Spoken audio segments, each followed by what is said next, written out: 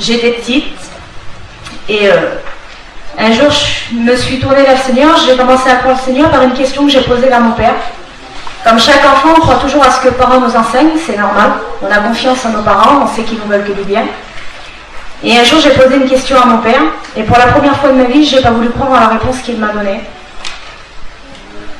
J'ai jamais su si c'était vraiment ce qu'il pensait ou ce qu'il pensait sur le moment. Je n'en ai jamais reposé la question, mais c'est ce qui m'a mis à rechercher Dieu dans ma vie malgré que j'étais petite. J'ai demandé à mon père ce qu'il y avait après la mort. Et comme chez nous, mes parents sont des gens beaucoup mondains, pas dans le sens de la haute société, mais ils s'attachent beaucoup au monde, c'est des gens qui sortent énormément. Il m'a dit, ma fille, après la mort, il n'y a plus rien. Il dit, c'est pour ça qu'il faut en profiter sur la terre, parce qu'après, il dit, c'est fini. Il dit, c'est terminé, il dit, ça s'arrête là. Et là, ça, dans mon cœur d'enfant, ça m'a travaillé, et puis c'était trop moche, en fait, ce qu'il m'avait dit. J'ai pas voulu croire, j'ai dit non, ça peut pas rester là comme ça. J'étais petite, mais je voyais qu'on n'était pas sur terre pour mourir, et après, c'était fini. Je pensais pas que ça, c'était vrai.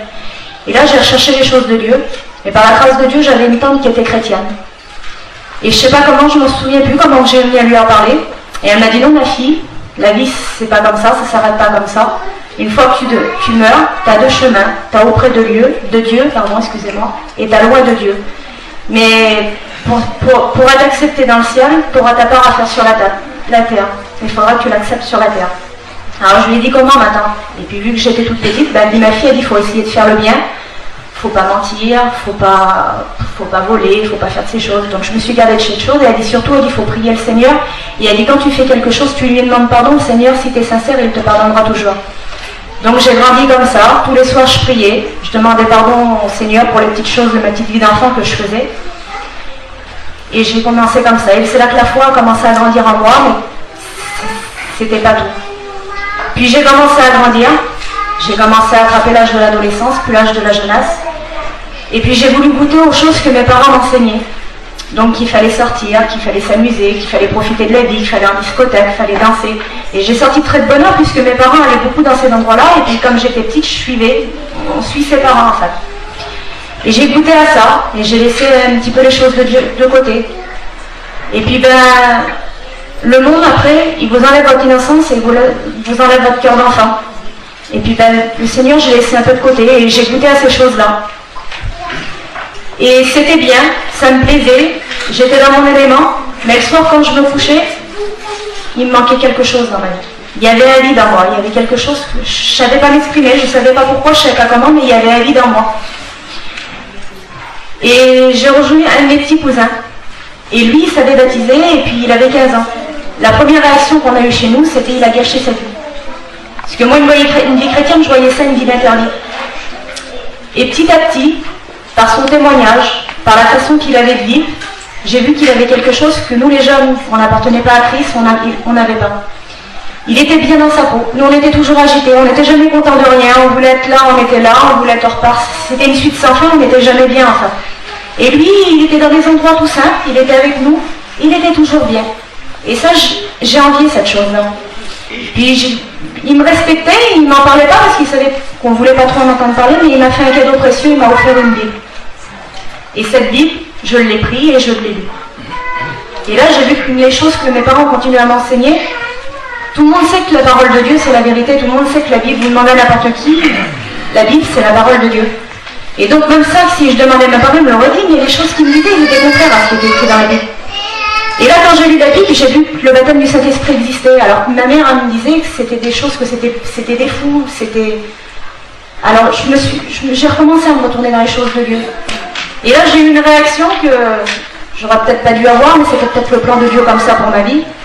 Je me suis dit, je me gardais je sortais du monde, et puis comme ma copine elle l'a témoigné l'autre jour, je me gardais de cette chose, je me gardais de fumer, je me gardais de boire, mais en vérité, je n'étais pas chrétienne quand même, puisque je ne faisais pas la volonté de Dieu. Alors je me suis dit, si je suis perdue, autant que je sois perdue pour quelque chose. Donc comme je sortais, je buvais, je me suis mis à fumer, sans faire pour autant de grand délit, chose de mal, mais je me suis mis là. Et toujours ce vide à l'intérieur de moi. Et je pensais souvent au Seigneur, mais je voyais ça une vie chrétienne, je voyais ça une vie triste. Et je me disais plus tard, je le ferai, mais quand je serai mariée, quand j'aurai mon foyer, parce que je voulais en profiter, mais je savais pas ce que je voulais gagner, à vrai dire, parce que j'ai rien gagné. Et un jour, j'étais seule, j'étais dans ma caravane, C'est là qu'on voit que l'évangile, c'est pas... Chez moi, ils nous disaient que c'était des lavages de cerveau, alors on nous interdisait d'aller dans les réunions. J'ai fait une longue expérience avec Dieu tout seul dans mon lit. Je dis, Seigneur, si t'es la vérité, je veux te suivre. Mais je dis, toi, tu feras quelque chose pour moi. Je vais avoir plein de combats, plein de difficultés avec mes parents. Mon père n'a pas voulu me laisser me baptiser tant que je n'étais pas mariée. Alors je dis, moi, je vais faire mon premier pas, je vais te donner mon cœur, je vais te donner ma vie. Je dis, maintenant, je vais suivre tes voies. Mais je dis, toi, tu feras le reste.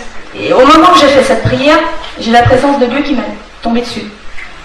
Et là, pour la première fois de ma vie, j'ai ressenti la présence de Dieu. Et puis cette présence-là m'a jamais quittée, à vrai dire, parce qu'à chaque fois, moi, des fois, je peux m'éloigner, mais lui, il s'éloigne jamais de moi. Et le Seigneur, il a fait une grande chose pour moi. Du jour au lendemain, il a délivré la cigarette. J'ai essayé mais par de force d'arrêter de fumer. Ça faisait une journée, 2 jours, 3 jours, 4 jours. Et je me suis rendu compte, Seigneur, tu m'as délivré de ça. Le Seigneur, il m'a baptisé de son Saint-Esprit. Ça a été une grande chose pour moi. Ça a été une journée merveilleuse ce jour-là. Ça a été une force pour ma vie. Et le Seigneur, j'ai demandé une petite prière, et moi, dans mon cœur, je croyais que j'allais avoir une petite compagnie chrétienne, une petite cousine ou une petite copine. Je pensais que c'était ça. Et le Seigneur, il fait toujours plus qu'on lui demande. Le Seigneur, il m'a donné un foyer chrétien. Et moi, ça, je ne le croyais pas. Et puis maintenant, voilà, je lui appartiens, j'ai passé par les eaux du baptême. Et puis, je m'avais trompée. Je croyais que j'allais avoir une vie d'interdit, mais les plus beaux moments que j'ai passés dans ma vie, réellement, c'est depuis que je connais le Seigneur. Ma vie, elle est remplie, donc j'ai pas une vie triste. Je le dis aujourd'hui, avec le Seigneur, j'ai réussi ma vie. Mais je suis toujours ému dans mon cœur, et j'ai toujours des larmes qui coulent sur mes yeux. Et j'étais là, assis sur ma chaise, et je ressentais la bonne présence de Dieu, et je disais merci Seigneur pour ta grâce. Merci parce que tu te fais bien connaître à nous. Merci pour ta présence. Vous savez, je suis obligé de faire des régimes parce que je fais 120 kilos. Et puis j'ai perdu mon père très jeune. Alors vous voyez, je suis costaud, j'ai passé par des problèmes. Et dans mes problèmes, dans mes difficultés, eh bien, j'ai jamais voulu verser une larme devant qui que ce soit. Même si j'étais tout jeune, je n'avais que 16 ans à l'époque, quand on est passé par ces problèmes, j'ai jamais voulu verser une larme, je me suis toujours caché par rapport à ma famille, par rapport à ma mère, par rapport à mon frère, par rapport à ma sœur. Je me suis toujours caché parce que c'était moi le plus vieux de la famille et je ne voulais pas faire voir eh bien, qu'il y avait de la faiblesse en moi. Et aujourd'hui, je me retrouve là sous un petit chapiteau avec des gens que je ne connais pas. Et quand je ressens la présence du Seigneur, eh bien, je pleure. Et je dis merci Seigneur. Merci pour ta grâce. Parce que c'est toi qui changes les circonstances. Parce que c'est toi qui changes les vies. Parce que c'est toi, Seigneur, qui un jour est venu changer ma vie. J'étais dans le monde, dans la drogue, dans l'alcool. Bien que mon père était pasteur, quand il est parti, j'en ai voulu à Dieu. J'en ai voulu à Dieu. Et alors j'ai fait tout ce que j'avais eu comme enseignement, eh bien j'ai fait le contraire. Pour déplaire à Dieu. Pour lui faire du mal. Et je me suis mis dans la drogue, dans l'alcool, dans les bagarres, tout ce que vous voulez. Et puis un jour, Jésus est bien venu changer mon cœur et venu changer ma vie. Et aujourd'hui, bien, je suis heureux de lui appartenir. Et parler de lui, eh bien, je suis ému. Et je dis merci au Seigneur, parce qu'il n'y a que lui qui est capable de changer les cœurs comme ça. Jamais aucun homme, aucun mouvement, aucune religion n'a pu me faire changer. Mais Jésus-Christ l'a fait. Alléluia. Et je repense eh bien, à la Bible, ce qui est écrit. Quand Jésus voyait les gens, eh bien, la parole de Dieu nous dit qu'il était ému de compassion. Et je crois que dans cette soirée, Jésus a toujours les mêmes sentiments, parce que lui, il ne change pas. Nous, on change. Aujourd'hui, on veut une chose. Demain, on a changé d'envie, on veut autre chose.